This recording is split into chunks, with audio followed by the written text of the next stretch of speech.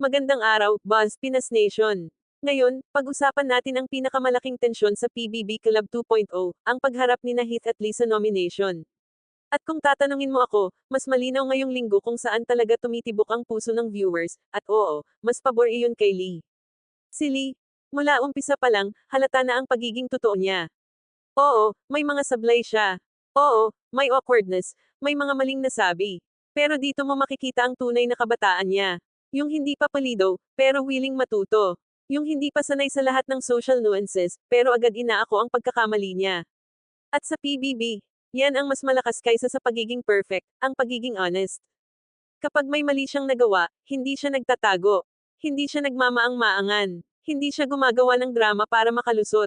Inaamin niya, tinatanggap niya, at ginagawa niyang aral. Yun ang nakakakuha ng puso ng tao. Yung hindi sinusubukang magmukhang mabait, kundi nakikita mo na nagiging mabait habang lumilipas ang bawat araw. Ngayong linggo, ramdam mo yung growth arc niya. Yung maturity na unti-unting lumalabas. Yung kabataang hindi nagpapanggap na mature, pero natututo sa harap ng milyon-milyong nanonood. Yun mismo ang dahilan bakit tumataas ang suporta sa kanya. Hindi siya nagtatago sa charm. Hindi siya nagtatago sa pagiging safe. He shows his flaws, he fixes them, and he moves forward. At sa PBB, yun ang tunay na kwento na pinakagusto ng tao. Si Heath naman, mabait yan. Totoo yan. Pero ngayong linggo, parang natabunan siya ng kwento ni Lee. Parang mas naging tahimik siya. Mas steady, pero walang tumatatak na moment. At sa isang nomination na super emotional, ang steady minsan natatalo ng sincere vulnerability. At yan si Lee. Lumalaban hindi sa pagiging paawa, kundi sa pagiging totoo.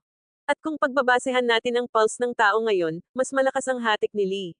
Hindi dahil siya ang pinakamaayos, kundi dahil siya ang pinaka-transparent. Pinakabukas, pinaka-willing mag-grow. Yun ang mga qualities na gusto makita ng viewers, lalo na sa isang show na tulad ng PBB. Kaya kung ako ang titingin sa direksyon ng boto ngayon, mas malaki ang tsansa ni Lee na mas avenue. Mas malaki ang momentum niya. Mas malaki ang connection niya sa audience. At kung magtutuloy-tuloy ang ganitong energy, hindi lang siya maliligtas, may potential pa siyang maging isa sa pinakamalakas sa second half ng season. Buzz Pinas Nation, kung gusto niyong ituloy ang growth journey na ito, alam niyo na kung sino ang dapat suportahan.